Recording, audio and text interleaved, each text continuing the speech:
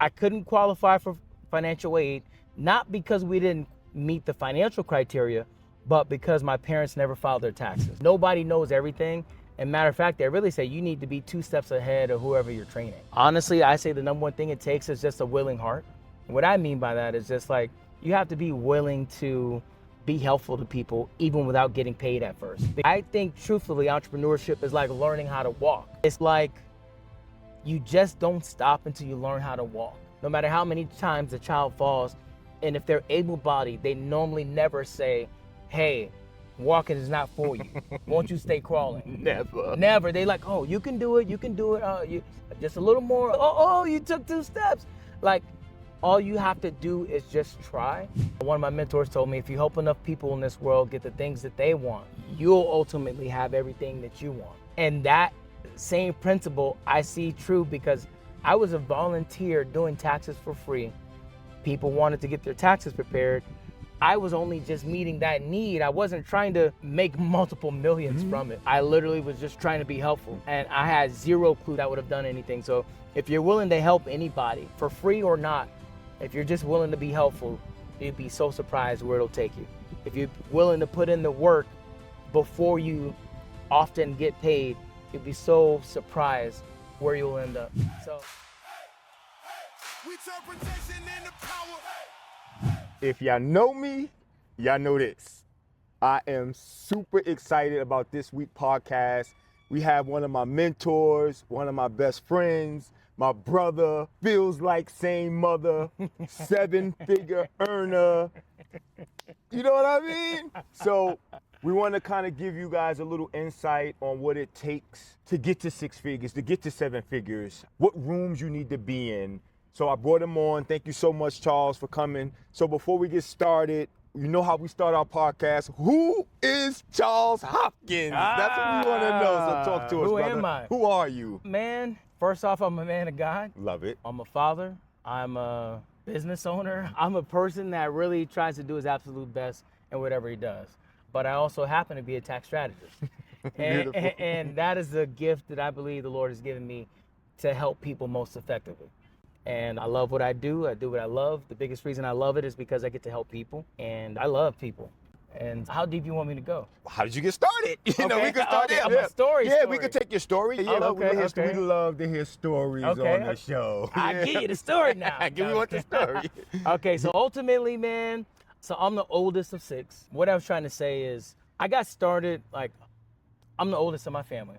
Ultimately, we did not grow up with a lot of money. I think that's a typical Black family story. For sure. We didn't grow up with much money. And I remember I was trying to get into college, and I was trying to apply for financial aid so that I could get into school. I couldn't qualify for financial aid, not because we didn't meet the financial criteria, but because my parents never filed their taxes. Wow. Yeah.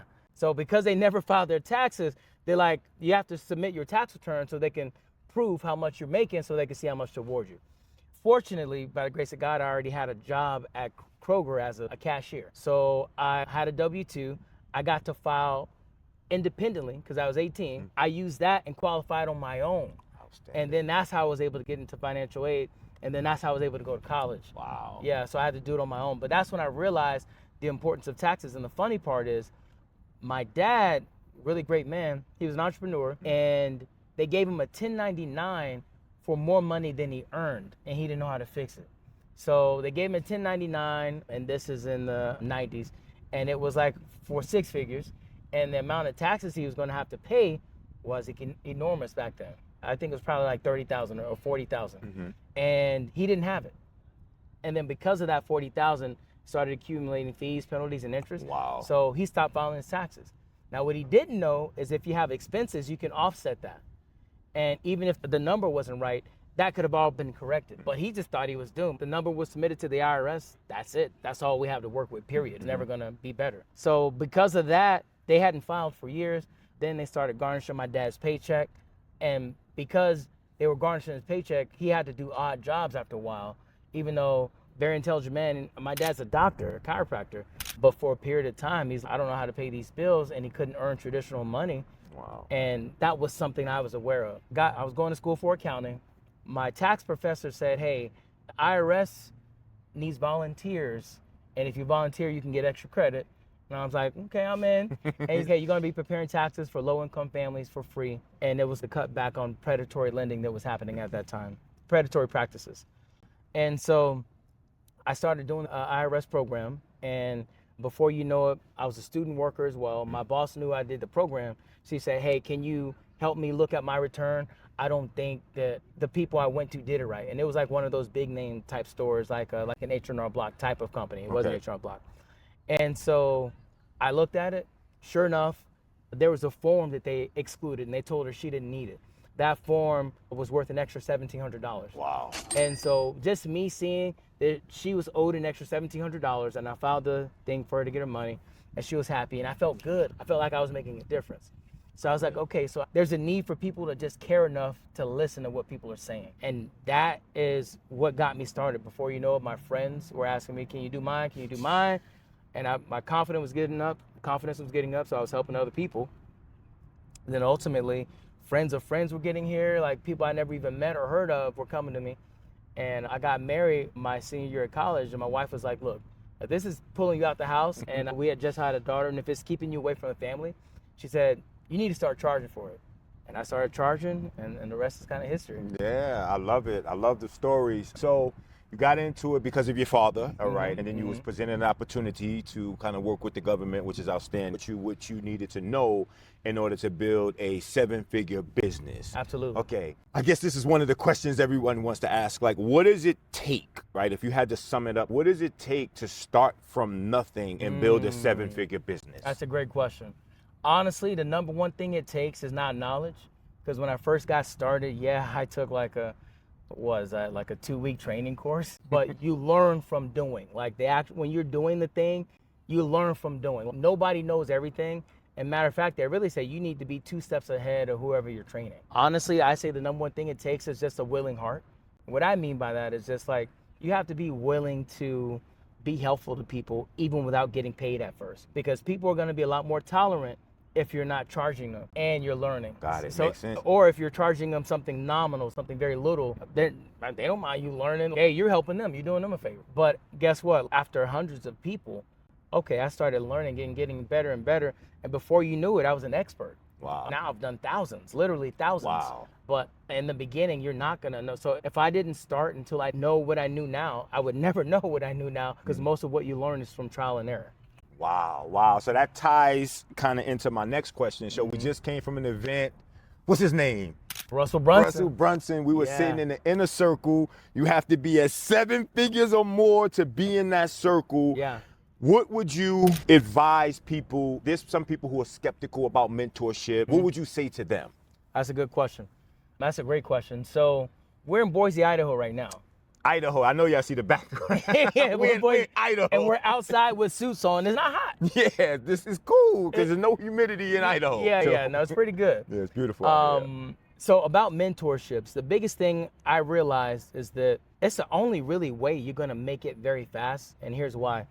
So I remember someone told me a wise man learns from his mistakes, but a wiser man learns from others' mistakes. And the reason why that meant something to me is you don't have to make the same mistakes that everyone makes. You don't have to do a crime, get locked up, go to jail, and then be like, dang, I shouldn't have done this. That's a way to learn, but a better way to learn is to see someone else do that and say, hey, you know what, that's not for me. And so ultimately, mentorships is like, it's an accelerator. It's like rocket fuel. If you can learn from others' mistakes, and sure, it doesn't mean don't make any mistakes. The one who makes the most mistakes ends up the most successful, but be willing to make mistakes, but the fastest way is to learn from others and to learn from other successes as well. Yeah, I agree. I'm all for mentorship. I'm going to ask a question to you, and then from that question, I'm going to go into a story. Got it. So my first question to you is, like, why are you so kind, right? And what I mean by that, we're going to dive deep in that, is I watch you give almost every week, right? When you can, you're always giving to people in need. I know personally, you've helped people that cannot afford your services. You help them with their taxes. What makes you so kind? Like, why are you so kind? Because you did something for me and I'm gonna go into the story and thank you publicly, right? But I couldn't offer you anything but a friendship. It didn't feel transactional. I didn't feel like I owed you, and I feel like you did it from your heart. What makes Charles Hopkins so kind? First off, thank you. Thank you. That word is popping up today. Right before I got in the Uber, another guy said, hey, I just want to let you know, man, I don't know what it is, and I don't know if this is the right word, but I just want to say you're a very kind person. And I was just like, but to be honest, anything you're recognizing in me, I got to give credit to the Lord. I think that is the Holy Spirit inside me. I'm not trying to get, I understand. You know. Yeah, you radiated talking. You out here radiated. Everybody want to know. What is it? I just think it's that. Okay. And the fruits of the Spirit, the Holy Spirit is love, joy, peace, long-suffering, gentleness, goodness, meekness, faith, temperance. All that stuff ultimately means you can recognize a tree by the type of fruit on it. If you look at a tree, apples growing on it, what type of tree is that? It's an apple tree. It's an apple tree. Yeah, you look at a tree, lemons growing on it, what type of tree is that? It's a lemon tree. It's a lemon tree. 2 for 2, baby. 2 for 2, baby. And then so that's the exact same thing as like the Bible says, you know, it's people by their fruit. And if anything, that is the Spirit of God being a reflection inside of me. Yeah. That's the only way I can answer it. Bro, I love it, and I'm not arguing with it at all. And just a quick story, I had to unmask myself, full transparency. You're probably the only person that I felt vulnerable enough to even tell the truth, right? You always want to look like, at least me, I always want to look like I had my stuff together. Yeah. People looked up to me, people put me on a pedestal, so I kind of wanted to stand tall, almost like not letting them down, but not exposing what I really am. So we go to Atlanta, I run into this guy, we connect immediately, and he's probably the first person I've ever told this. I said, Charles, man, I made some decent money in my life, bro. I don't have much now, but I ain't never paid taxes, bro. What should I do? And I'm like, I was afraid, income tax evasion. I don't know the law, I'm not paying taxes, I'm not following. I was just so afraid to admit that. And you came and you was calm, and the first thing you said is, bro, I got you. You're not going away, I got you. And then you broke it down, and then you end up telling me to go to Texas, fly to Texas, I'll help you with your taxes, and you end up, I'm fast forwarding the story so I can get into a deeper story and continue to thank you. Fly to Texas, and you end up taking care of 7 years of taxes. I couldn't afford it, you wasn't looking for anything, and nothing I would have done after would even be able. I'm stuck, I'm in the mud. It's like you pulled me out the mud and you washed me off. Now go be great. You got me out of the sticky stuff that I was in. So man, I can't thank you enough, man. I'm happy for our brotherhood. I'm happy for the love. You've been nothing but an inspiration to me, man. You are, in my opinion, an elite man. When I start speaking to you, man, Charles, I ain't cursing 22 years. And you don't curse, you're not drink. Just think pure, bro. And not only are you pure, you're wealthy and wise, and you're happy. So all of those things together is, if you can, you want to get around people like that. If they're not wealthy, okay, as long as they're pure, transparent. We had some tough talks, and it's always straight. Listen, this is how it is. This is how it has to be. And it made me look at myself in the mirror like, no, it's not okay to exaggerate. It's not okay to lie, right? Always be truthful, and that's why I wanted to be attached to you. So now I could tell my story that they don't know yet, the testimonial, and then we'll go into one more quick question. And then it's really, I brought you on here, not to have you on the show. Yeah, just take your time, no, just to praise you. Like, oh, thank you. Yeah, you've been helping me. So what you guys don't know that Charles did for me is the darkest part of my life was 2 years ago. And I hope this gives you hope, because I know you always hear this, but if I could do it, you could do it. The darkest part of my life was 2 years ago, when, it's not even 2 years yet, it's coming up on 2 years. I was in eviction court with my son. Now, anybody knows me, you know that tore me up. There was a lawyer who was super kind, and he extended our stay for 30 days. They didn't have to do that. They could have kicked us out the same day. I remember getting closer to the 30 days, and I kept peeking at my credit score. I was trying to do things to get my credit score better because I wanted another apartment. I applied for an apartment in New Jersey first. I didn't get the apartment. Then I was trying to choose, who can I be around? And it came to 3 people.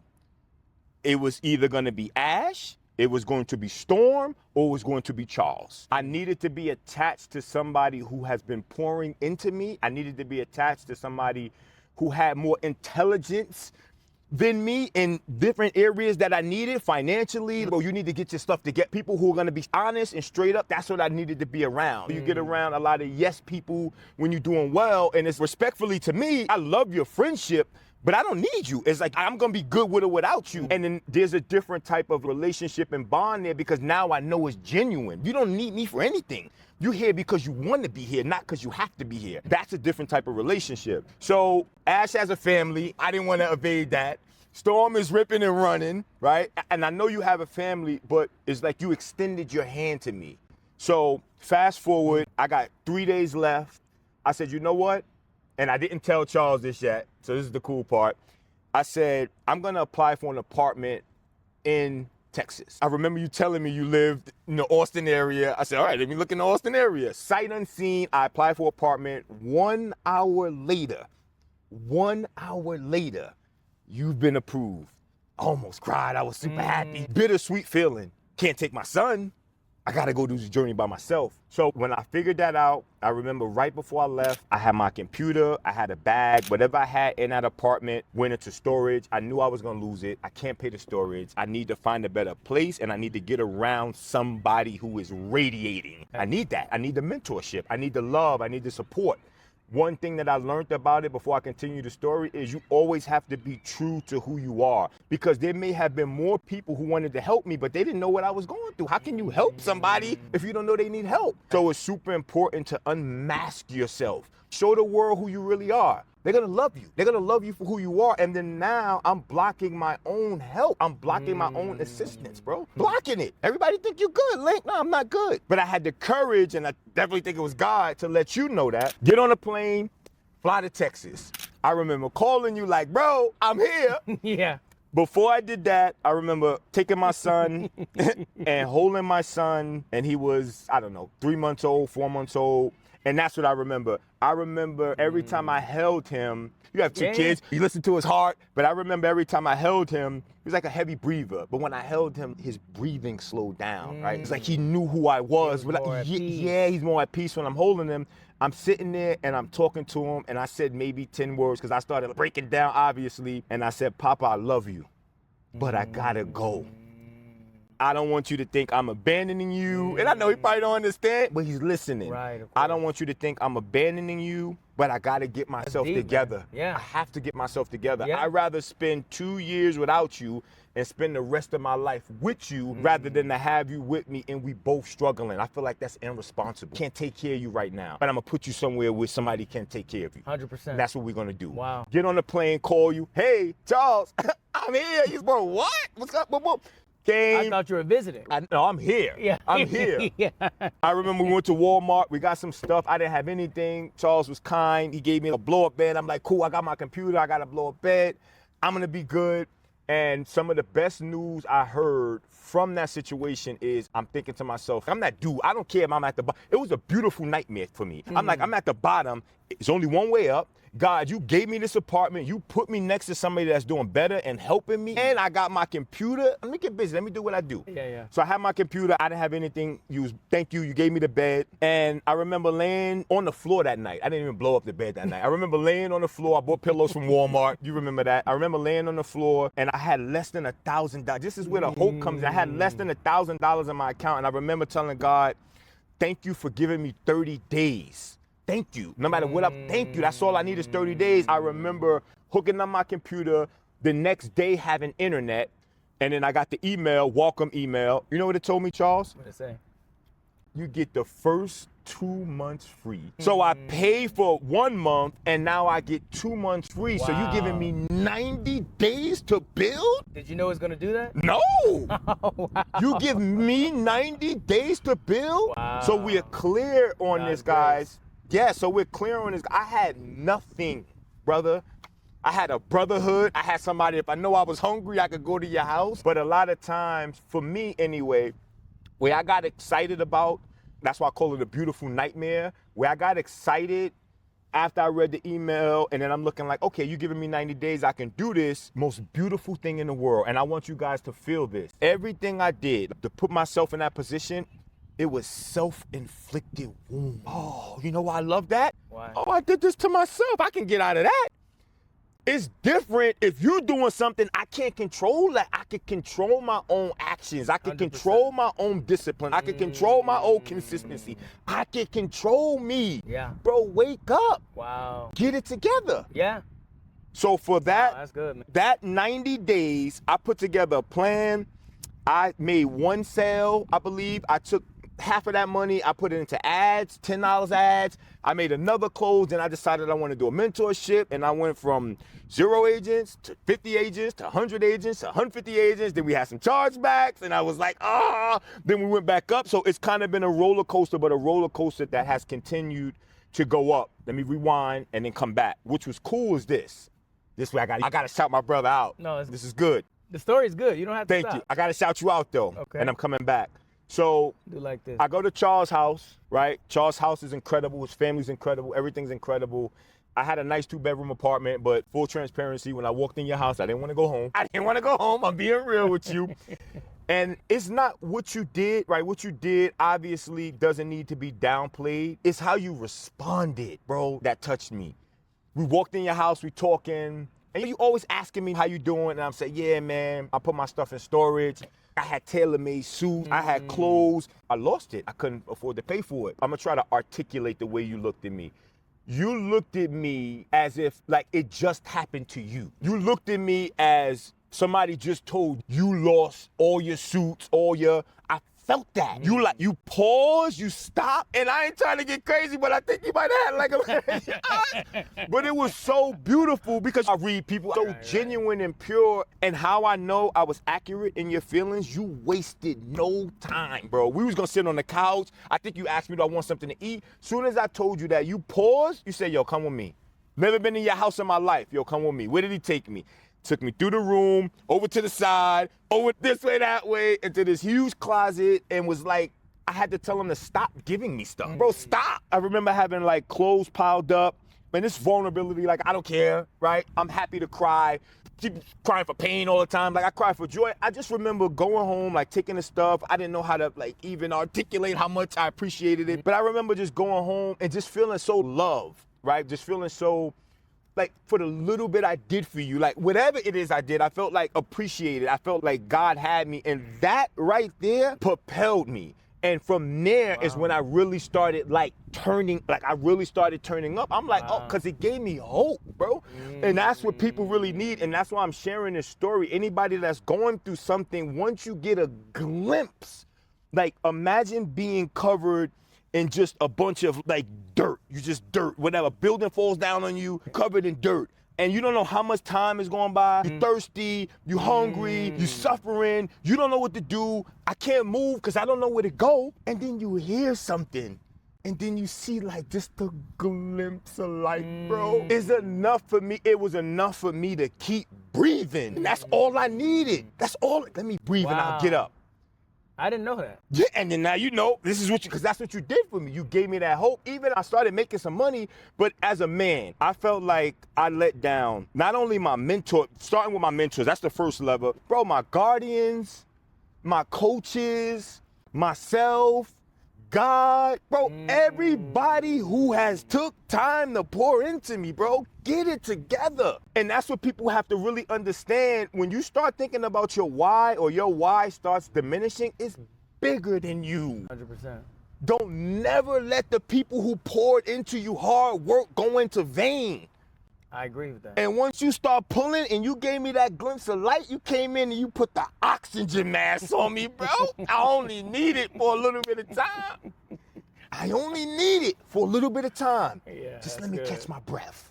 God, send me somebody, anybody, to protect me while I catch my breath. Imagine that you're in a fight. You know you could beat, I know I could beat you, but I'm fatigued, I'm hurt, I'm sore. I'm bleeding. Hit me one time, I'm out. But you don't let him come and finish me. Hold on, let him get up first. Let him get up. Let me get my breath and I got it. Oh, I'm back now. That's what it felt like. It felt like, oh, I'm back now. And then now you fast forward, this is 2 years later, bro, I'm in a room with people that make 7 figures. We did over Everybody. Everybody. There's nobody in there that don't make 7, 8, 9. Yeah, 7, 8, 9 figures. You looked at my numbers. It ain't like we ain't got to make this up. I'm looking at my numbers. Yeah. Like, we doing 400,000-500,000 this month. Is that, It's a blessing, bro? Is that unbelievable, bro? Outstanding. Bro, I was homeless, bro. I'm homeless less than 2 years is ago, good, bro. man. All God the is good. time. And all the time, God is good. So when you are consistent, you have discipline, you continue to see the bigger picture, you get around people who have your best interests at heart, people that love you, people that's gonna care for you. You never look down on me. No. Not one time. I got nothing to give you but a brotherhood. You're my brother. Hey, bro, you want something to eat? You want something to drink?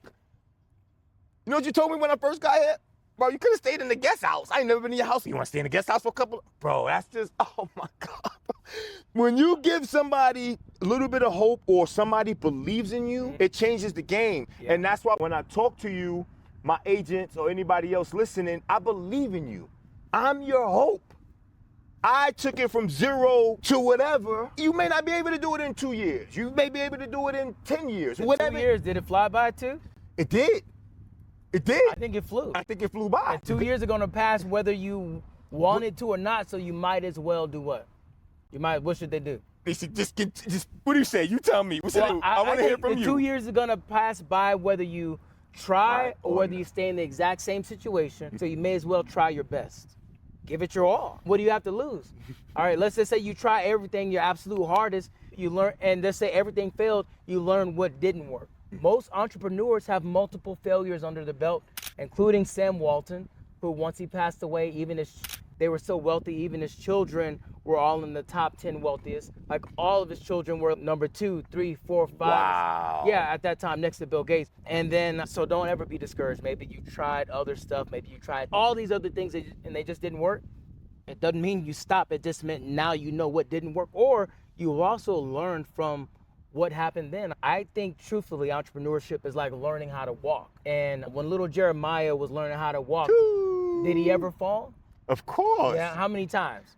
Multiple times. Yeah, I mean, more than I can can't even remember. count. Yeah, more than I can remember. That's the whole point. And the whole point is, it's like you just don't stop until you learn how to walk. No matter how many times a child falls, and if they're able-bodied, they normally never say, hey, walking is not for you.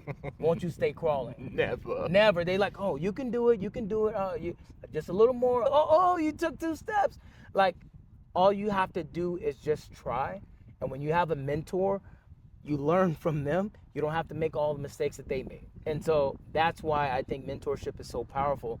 On top of that, nobody is going to have time. May I tell a story? Of course. I done told you a long story. And I'm talking to you. I done told you a long story. I remember a time where, so I'm in corporate America. I build up my client base. I end up having around 200 clients. And I'm still full-time at Apple doing accounting. Wow. And I realized at this point, I'm gonna need to branch out. So I find some CPAs and I'm like sitting with them, the older gentlemen.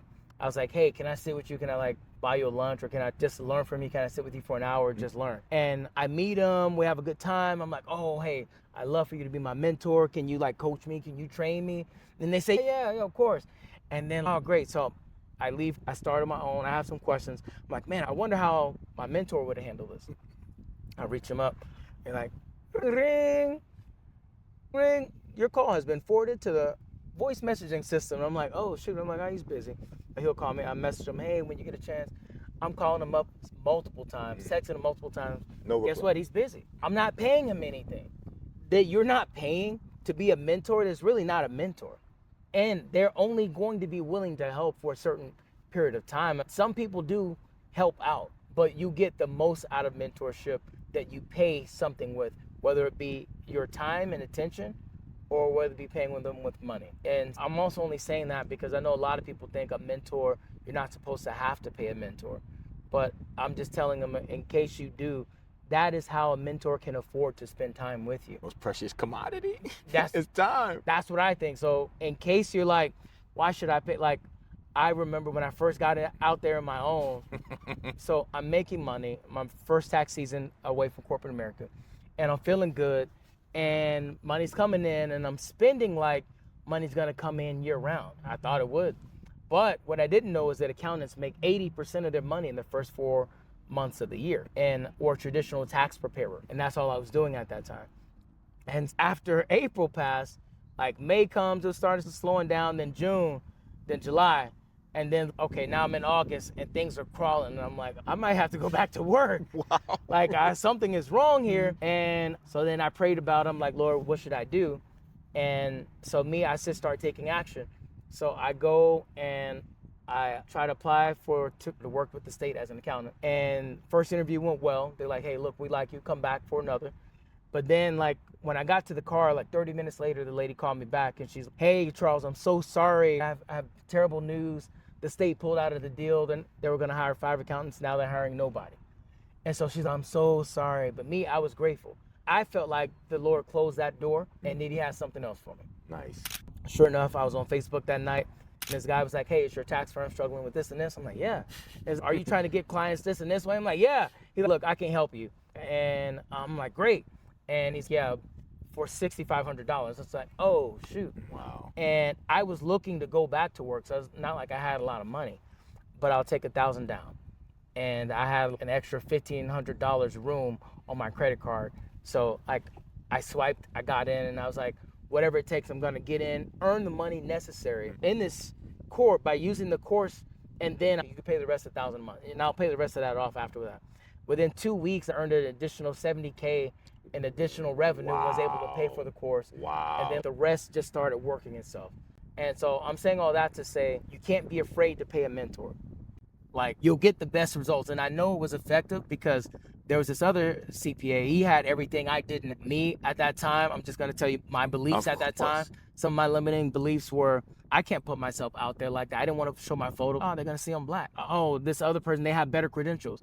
And me, like, even though at that time I was in my 30s, like, I looked like I was in my 20s. So a lot of people would show up. They were like, I don't think you have enough experience to help me. And they walk out. Wow. Yeah. And like, they didn't even ask me how much experience I had at that time, because I got started in college.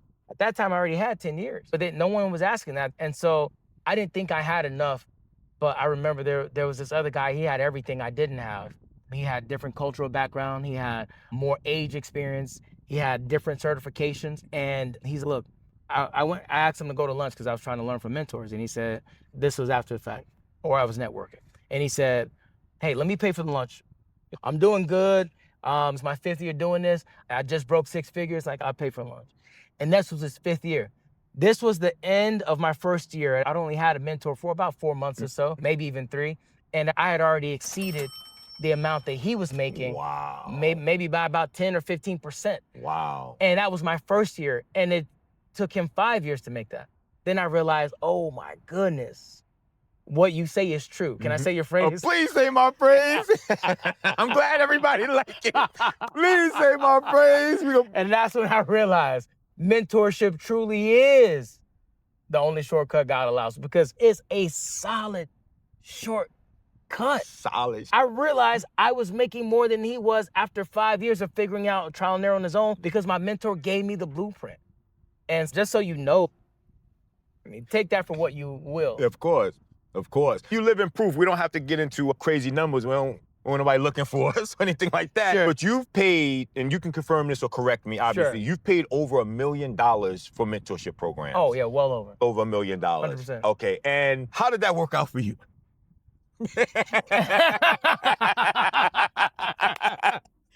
I'm grateful. You ain't gotta say I'm nothing. grateful. You ain't gotta say. You don't have to say grateful. anything else. I'm grateful. I grew up in the hood, right? I learned a lot of great things, right? Definitely picked up some bad habits. But one of the things that we don't do is invest in, because we look at it as paying for like advice. We think it's a cost. Yeah, it's the cost. Everything, bro, I'm telling you, right now, I'm knowledgeable about insurance, right? I'm the Michael Jordan in the field. If I went and I told them, and I said, hey, give me $100, I'll help you. I don't think I can't get one person. Not one person. Yeah. Because they can't see it.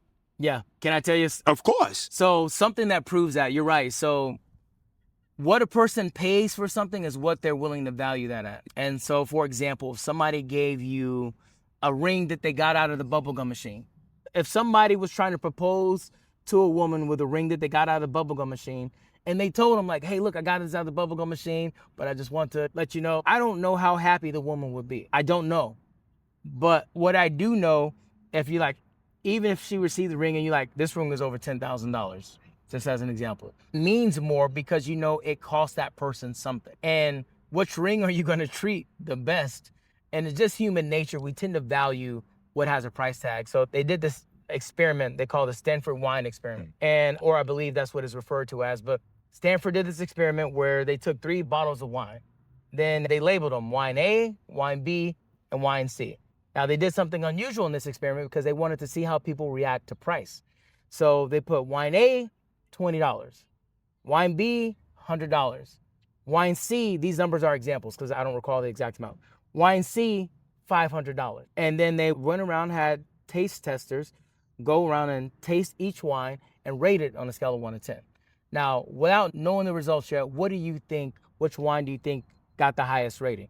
A, $20, B, $100, or C, $500 wine? Which one do you think had the highest taste test rating? I'm in sales, so I understand the concept. So if I had to guess, I would think the one that's the highest price. Gotcha. That's a good guess. Okay. Believe it or not, they tallied it all up. The one with the highest price had the most, it was voted as unanimously, this is the best. This is the best ever. It's the best one out of all 3 wines. But here was the biggest kicker of the whole test. It was the exact same wine in all 3 bottles. Wow. The exact same. Wow. But because of the price on it, people perceived that this one must be the best. And it tasted better to them. Incredible. It was the exact same. The mind is Yeah. incredible. So which is why if a mentorship is $100 and a mentorship is $100,000, then if the content was the exact same, a person will get more out of the $100,000 mentorship. Matter of fact, sometimes people have given their $100,000 mentorship as a free program and the person don't even open it up.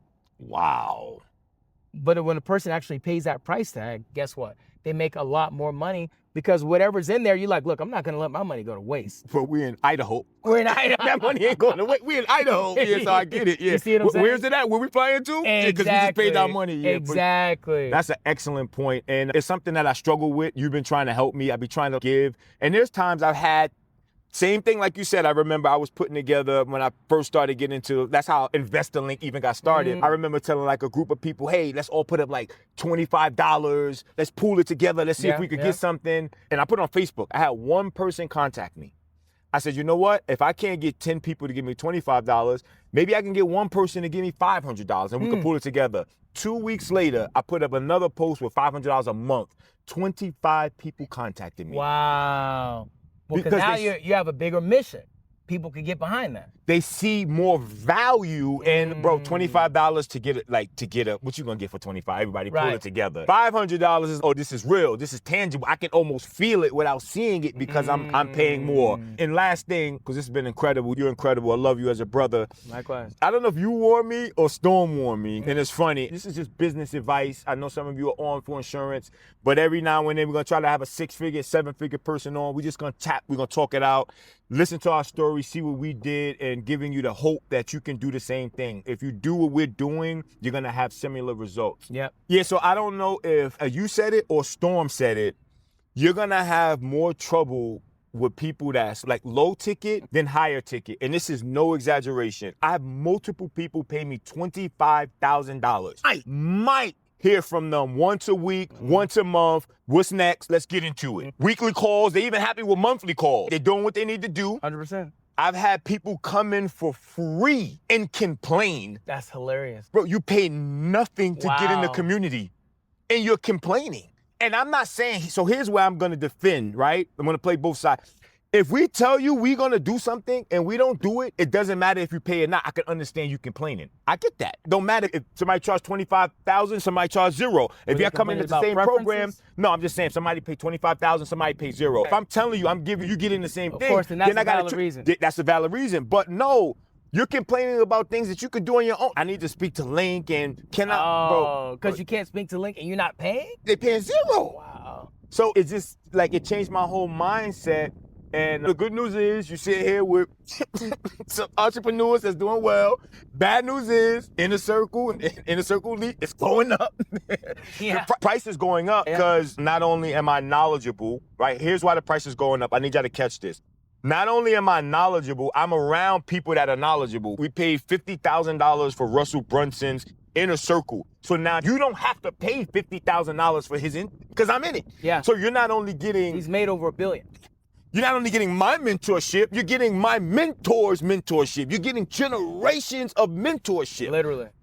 That's why you pay to be in these rooms. And guess what? The information that we just received, are you going to take action? You know I'm going to take Me action too. immediately. Me too. And I'm going to give it to my community. 100%. Those in the inner circle and those in the inner circle elite. So thank you, Charles, man. I appreciate you, man. It's always a pleasure hanging out with you, sure. man. Me and you got a connection. We ain't going to go into what we getting into yet, but you know, we got a surprise for you. We are intertwining our businesses. We have office space. I'm just super excited to be working with you, man. Live events coming. Live events coming. Could I put that out? Go ahead, man. Yeah, that's it. That's it. Yeah, that's all I was going to say. Yeah. All right, we got live events coming. We'll keep y'all posted, man. But Charles, keep doing what you're doing, man. You're not on the road that I'm on the road to. I'm on the road to being an elite man. I've watched you for over 2 years now. You are an elite man. I like what you stand for. Part of the reason why I wanted to be a partner with you. I like who you are. I love the way you treat your family. I love the way you treat your kids.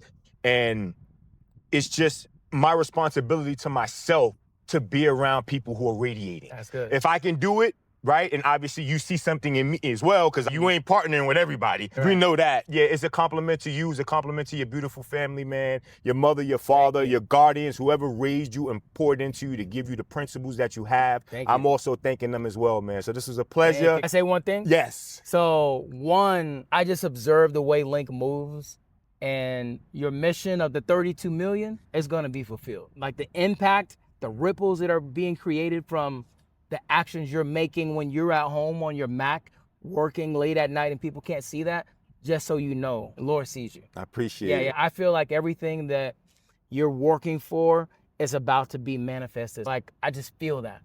So keep doing what you're doing, man. For sure. Yeah. And secondly, I'll say this.